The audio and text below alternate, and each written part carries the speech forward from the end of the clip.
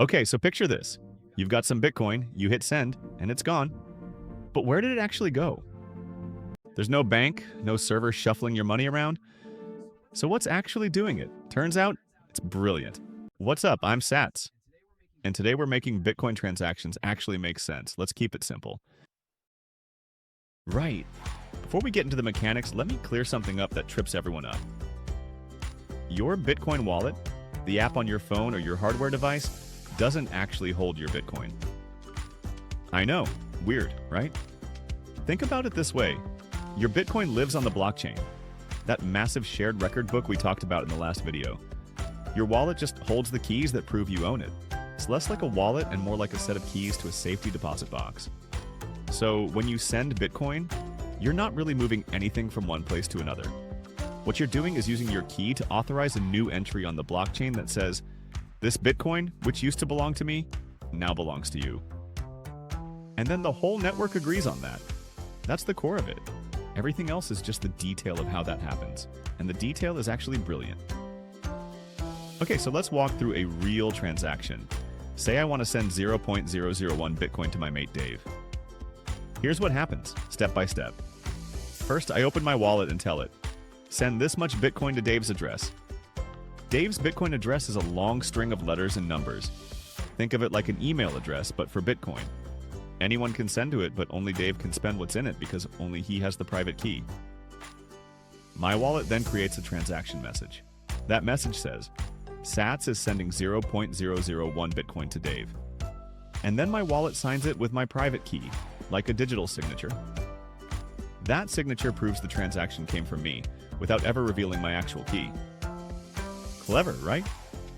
Once that's done, my wallet broadcasts the transaction to the Bitcoin network. And when I say network, I mean thousands of computers called nodes, all around the world. In seconds, they've all got a copy of my transaction sitting in what's called the mempool. That's basically a waiting room for transactions that haven't been confirmed yet. Now, here's where miners come in. Miners are powerful computers that compete to bundle transactions together into blocks and add them to the blockchain. They pick transactions from the mempool, usually starting with the ones that offer the highest fees because that's how they get paid. When a miner picks up my transaction, checks it's valid, my signature checks out, I actually have the Bitcoin I'm claiming to send, and bundles it into a block. That's the first confirmation. 1 block confirmed. For larger amounts, people often wait for 6 confirmations, meaning 6 more blocks have been added on top. Each new block makes the transaction harder to reverse. After 6 confirmations, it's basically set in stone. Permanent, irreversible. And that's it. Dave's wallet now shows his new balance. The blockchain has been updated, and nobody, no bank, no government, no middleman, had to approve it. The network did it together. Now let's talk about fees because this is something that confuses a lot of beginners.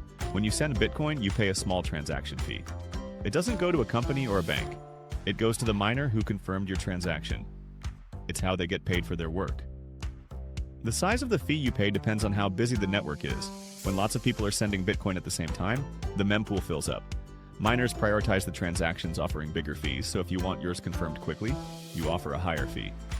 If you're not in a rush, you can pay less and wait a bit longer. In normal people terms, it's like surge pricing on a taxi app. Busy Saturday night? Expect to pay more?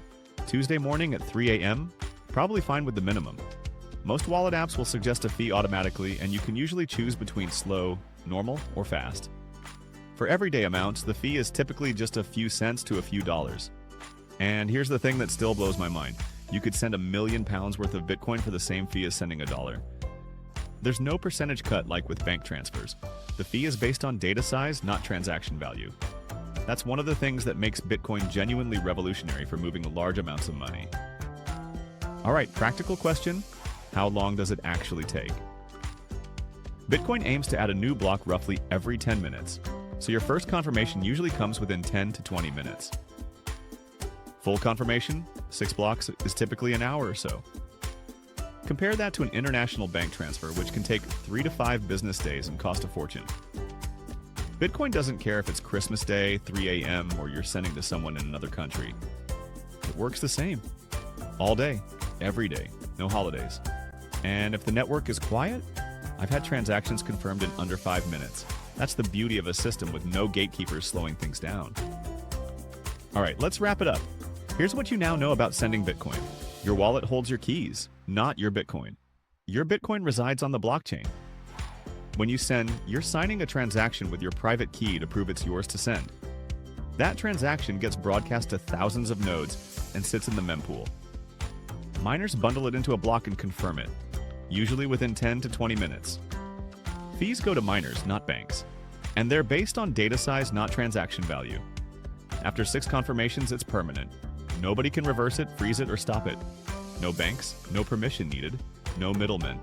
Just a brilliant piece of engineering that works around the clock for anyone on Earth. That's Bitcoin doing what it was designed to do. Thanks for watching. If this helped you understand Bitcoin better, consider subscribing. I'll see you in the next stack.